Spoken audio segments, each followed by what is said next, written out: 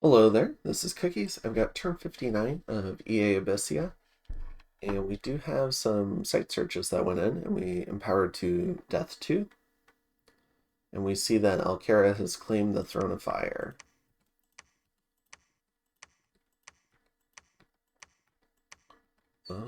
Doesn't look like we found a whole lot. Got a report from the Tower of Bedlam. This was I accidentally tried to remote site search this province, and my own Dome of Flaming Death flew back at me, but it's okay because we're Abysia. We have lots of fire resistance. There was a battle in Valador. So we had some Sultorns go in, try to clear out this province defense.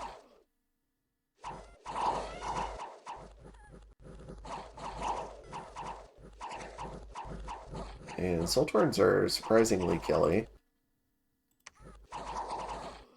And they didn't get the commander, so they end up routing.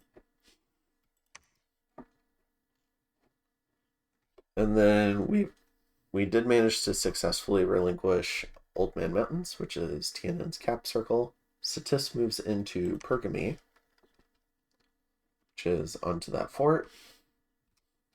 Just kills the 1 PD. We go ahead and ping Dunvale, and I think it's just PD, yeah. Satis goes ahead and attacks Tianan.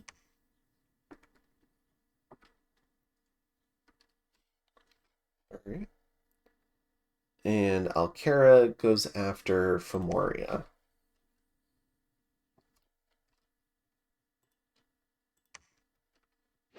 So we've got a pretty big force here. Alright. So on Fomoria's side, we have a number of these big old white mages. And 2 air, 1 death. Is this just one of the shamans then? I didn't know they turned into the size 6. And we've got a air 6, death 3. Although he's got 2 of the air boosters on him. So he was air 4. We have the Frost Father with some nature gems, earth, and water. A big death caster, so maybe Wailing Winds or Winds of Death. A Fomorian King, who's twice spawned. And yeah, otherwise, just a bunch of chaff. I will say a lot of this chaff is kind of beat to shit. You can see it. Maybe it got hit with remote spells or disease spells, but yeah, or it was starving walking around on TNG forts, but yeah. And then back here for Alchera, we have a number of mages. We've got a pretty big communion with a wide diversity of paths and gems. Let's see, I suppose we can look at some of it. So this guy's got an LLP. We have a Water 2, Nature 2. Probably Serpent's Blessing, Foul Vapors is in store. Communion Master for Fire. So maybe Flaming Arrows. And you'll see why I suspect Flaming Arrows in a second. We've got Air Gems on this Melissa. A bunch of Communion Slaves, maybe. And then we have some Bow of War. Or we have a Bow of War. We have this guy who's probably for anti-magic. Or I think the other thing I might have seen was Light of the Northern Star. That could be going up too. We have this Werewolf Thug. Lots of protection. So very much protection-based thug. With regen to back it up. Sword of Justice and 4 pearls. This is from the soul trap that they took off of us. Yeah, probably more of the, I mean, we'll see what it ends up being. Probably maybe mass protection or part of the Serpent's Blessing Foul Vapors group. even more pearls, more nature. So I'm expecting a lot of magic out of Alchera. A lot of communion slaves.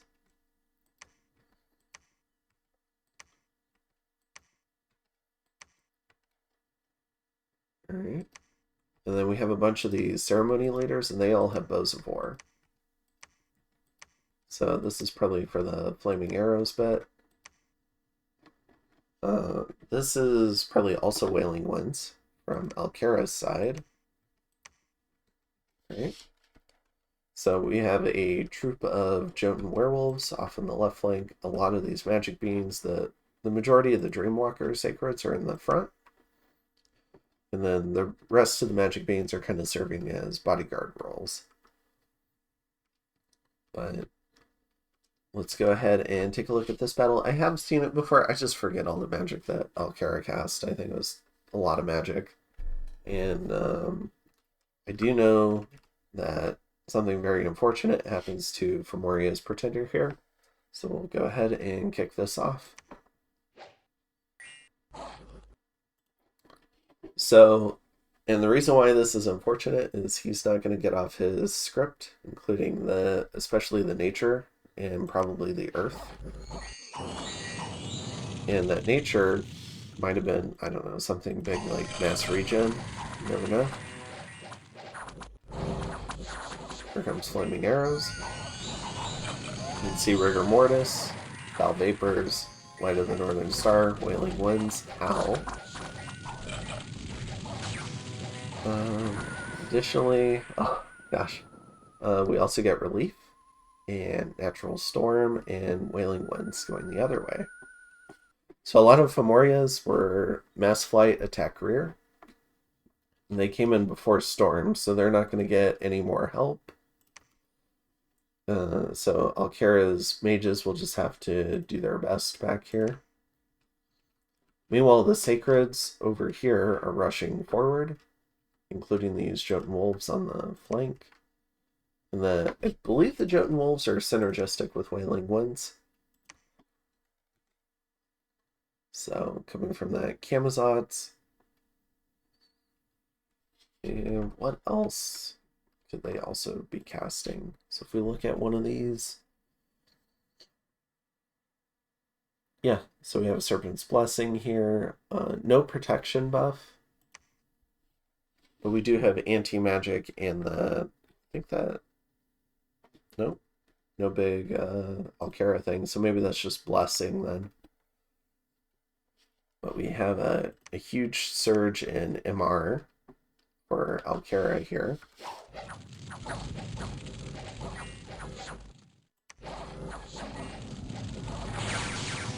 And sadly, this guy's almost out of air gems. Probably could pump out a lot of air elementals.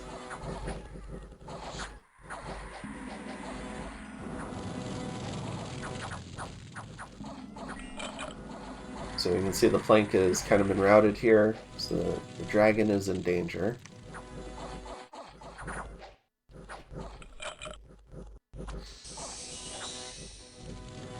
Shimmering Fields, nice. Rare that you see that.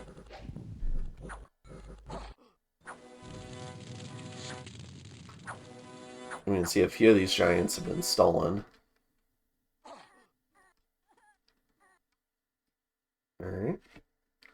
So, unfortunately, Alchera wins this one. Our ally Fomoria loses it.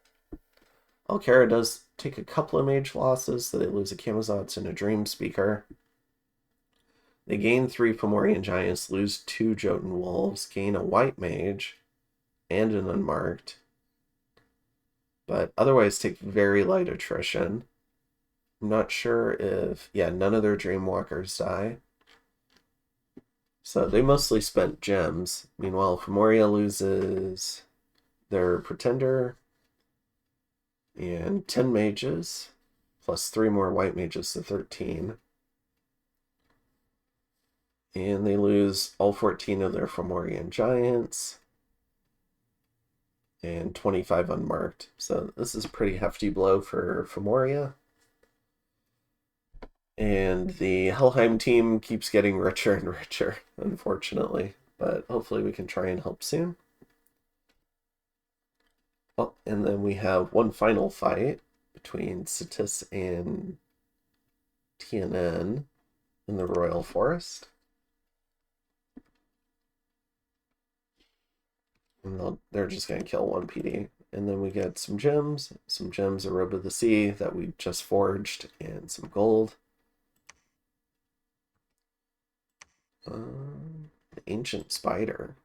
Oh, that's neat. Dominion monster. Alright.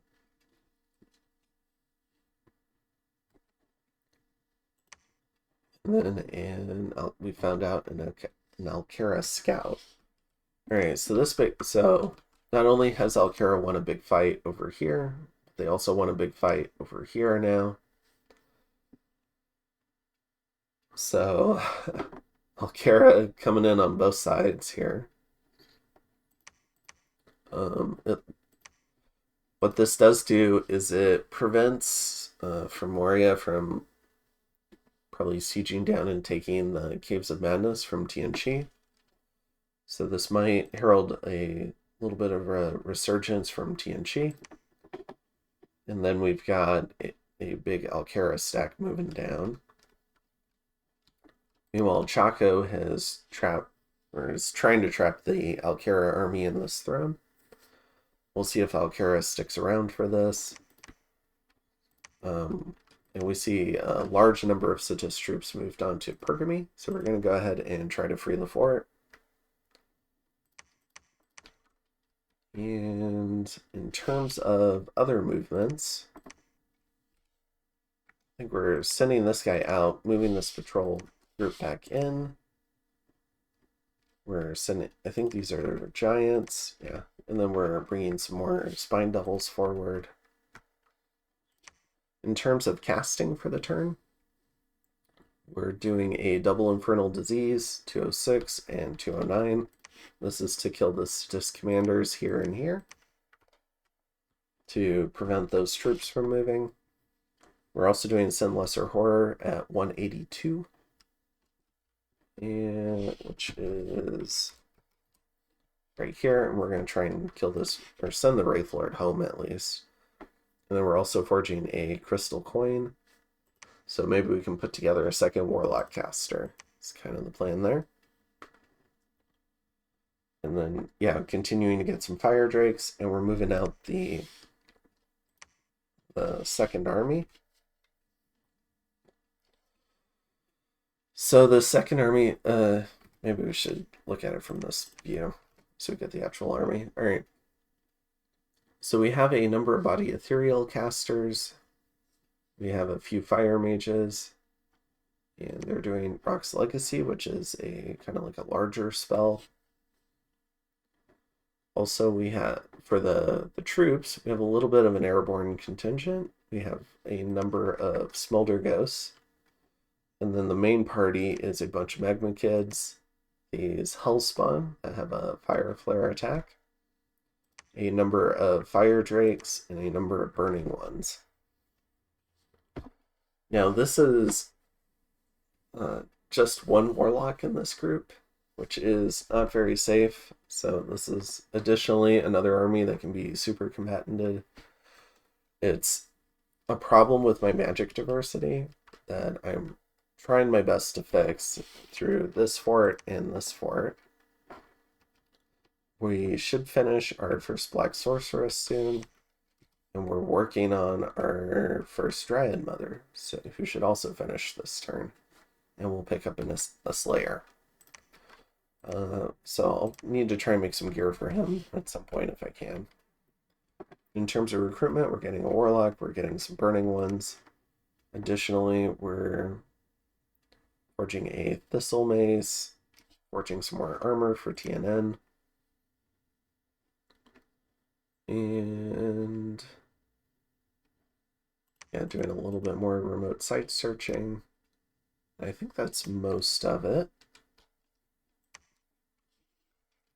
So I think that's it. So unfortunately, back-to-back turns with pretty major Alchera wins. We saw a big Fomorian army get defeated with Fomoria's Pretender. We saw a very large TNN army get wiped out. And so we need to figure out something to do about Alchera, but otherwise hopefully we can try and pull this off. We kind of have like 2.5 teams worth of players. So the Pelagia team with Pelagia, Fomoria, and who's the third one on their team? Chaco. And then we have Jahara, Hinam, and Oceania. And then TNN and myself. And then hopefully we can launch, hopefully for me as Abysia, I can launch some sort of offensive soon to try and maybe like take the Dunvale, and then maybe we can threaten Macone. And doing something like that might force them to shift some resources over. So we'll just have to see how we do. But I have a feeling that I don't have enough magic diversity yet for turn 59. That probably Albion, or honestly even Helheim, could probably put together a super combatant that could kill my entire army. There's not much I could do about it, but we'll see what I can do to try and prevent that and try and make some progress. So hopefully you're still having fun. And hopefully we can put together a win on the board sometime soon, and I'll see you in turn 60. Have a good one.